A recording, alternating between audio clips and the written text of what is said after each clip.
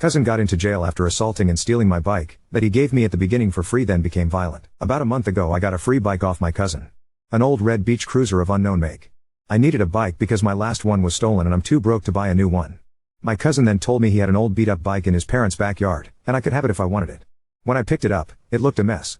Covered in mud, rusty chain, nicked paint, dry cracking on the white sidewalls of the tires. There was even moss on it. But I took it anyway and thanked them. I got it home, cleaned it up, touched up the paint with nail polish, lubed the chain with WD-40, put new $7 grips on it, tightened the rear gear, cleaned most of the rust off any chrome, put on an aluminum kickstand that the bike shop tossed out as garbage, and it became my daily rider. The tubes and tires are still good, and I got it back on the road for less than $10. And honestly I like it. Ride's a little bouncy, but the coaster brake is fun and it's simple and reliable. The problem is my cousin saw me riding it last week, and at first didn't recognize it as the same bike. It was so covered in mud previously that he thought it was rusted over. And now he says that I scammed him, and that he wants $60 for the bike, or to give it back so he can sell it. I've refused and said he didn't want it in the first place. And I like riding it. He's calling me a jerk and telling his friends and the family I've robbed him. The family are all on my side, including his parents. But his friends think I'm a jerk. But I'm the one who put the work into fixing this bike he gave me free as trash. And I'm the one who actually uses it, unlike my cousin. So I'm here for an unbiased opinion. Ida for not giving the bike back or giving money for it? Edit, yes I know WD-40 wasn't a permanent solution for the bike chain. And I will get a proper lube for it later. I only used it for the moam, NT because I already had it on hand, and it loosens rust well because it's made for that. I needed the chain working right away as I was already using the bike to go to work a day later. WD-40 is a stated penetrating lubricant, among other things. It's just not a steady lubricant because it dries out. The chain is working fine for the moment. And I'll get the right kind of grease/lube soon. This is such a mess. Many people here commented about what my cousin would probably do in retaliation. And I was naive about it, because they were exactly right. I last posted on Reddit about my cousin who gave me a junk beach cruiser bike out of his parents' backyard when my mountain bike got stolen. I cleaned up and fixed up the beach cruiser, and then suddenly my cousin wanted me to either pay him $60 for it, or give it back because he wanted to sell it after I made it pretty. But the rest of the family, including his parents, basically told him to grow up when he tried to get them involved. Then he found out about my post. One of his friends apparently saw it and told him. Either here or on a podcast or something, I don't know. But word spread around. The whole family found out because my cousin ranted to them. But none of them are angry with me. They actually sympathized with me for even feeling like I had to make the Ida post to begin with when my cousin was so clearly in the wrong. My cousin ended up freaking out over it, and confronting me on my way home from work.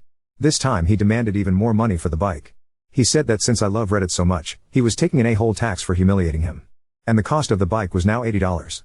He ranted about how paying him $80 for the bike was the least I could do after I humiliated him. I refused and said that he was acting like a grifter, and the bike was hardly worth anything. I put in effort to make it rideable, while he let it rot in his parents' backyard for years. It was junk when I started, and I made it work. Then I listed all the things I did to fix it, and how much it would have costed the bike shop to fix it instead. He somehow still didn't see my point and still stated he wanted the money now, or he'd be taking the bike back whether I liked it or not. I told him I was done with this and tried to ride off. But he grabbed me and pulled both me and the bike over before I could ride away. I said, "What the hell, man?" while I was getting up, and then he actually slugged me in the face. It didn't break my nose, but really freaking hurt. And it made me bleed. Then he took my bike and rode off with it. I'm older than my cousin by 2 years, and taller too. But he's built way sturdier than me since his father is a bit of a husky and strong guy, and he inherited that body type. So he had no problem knocking me down and robbing me. Someone came over to help me up, and then I called the cops. Family or no family, I wasn't about to just let him get away with doing that to me. And the altercation happened right in front of a shop with CCTV. Which the cops later got video from. I got taken to the hospital to have my face checked, and my cousin was arrested by police at his apartment. He had the bike there too, and had even already listed it for sale online. But took it down later. Thanks to something someone commented on my last post, I documented the serial numbers of the bike by photographing them and writing them down at home. So I got my bike back from the police without much issue. My cousin tried to tell police the bike was still his. But I had texts on my phone from back when he said I could have it. And lots of other text evidence of the harassment that followed. Plus his parents were there when he gave the bike to me, and the whole family knew he'd tried to grift me. So he surrendered it and the bike was returned to me at the station. My boss gave me a couple days off work to recover. The injury to my nose was thankfully minor. So I'm doing fine. My cousin didn't get off easy though. After he was arrested, he was found to have been drinking. So now he's been charged for theft, assault, and underage drinking since he's not 21 yet. He called his parents to come bail him out, but they refused after finding out what he did to me. They came to see me after a couple days and were extremely apologetic. They said they had no idea he'd do such a jerk move to me. They also said he'd been asking for money a lot lately. And likely was spending that all on his habits. None of us have any idea where he got the alcohol, or what kind of long-term punishment he's in for. But I doubt he's going to get off very lightly from this when he goes to court.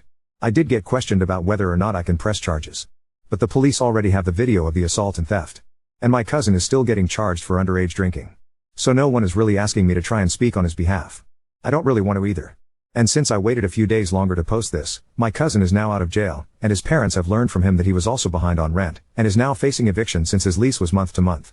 He was also fired from his job for being a no-show since he was stuck in jail for a few days.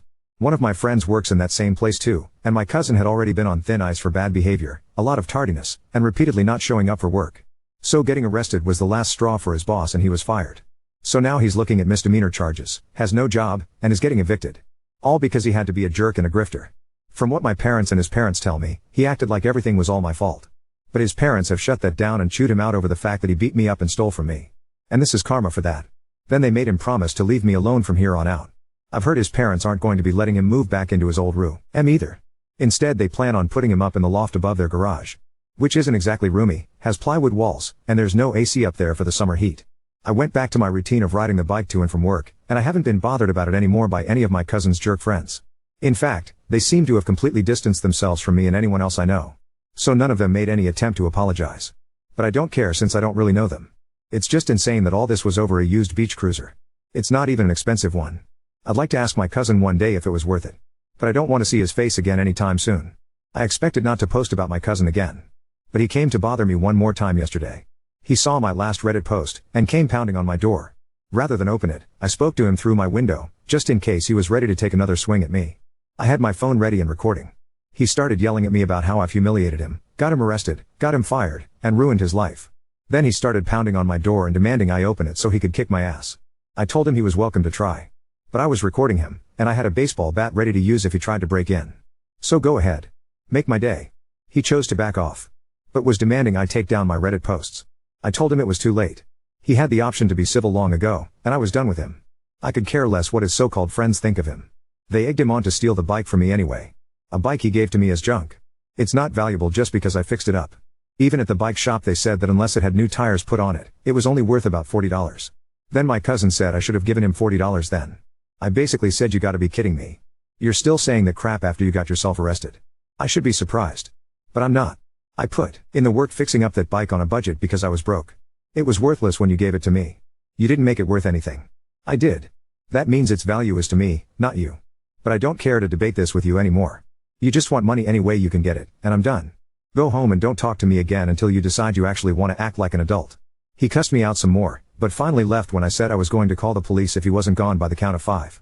I decided I'm gonna file for a restraining order. I've spoken with my parents and my cousin's parents.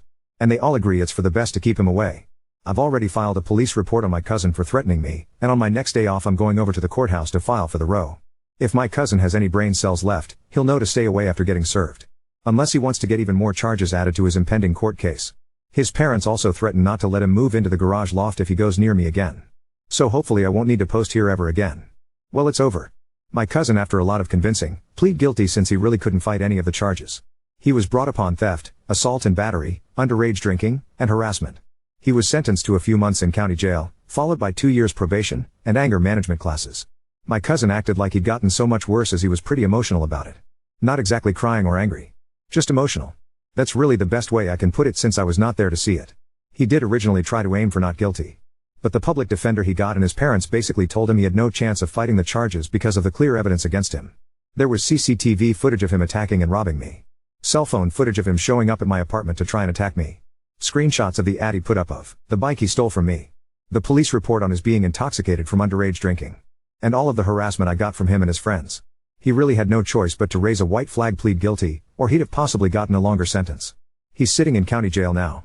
And when he gets out, he'll likely go back to living in the loft above his parents' garage. He finally gave up on blaming me since no one sided with him. All of his so-called friends ghosted him too. And he was forced to write out an apology to me by his parents.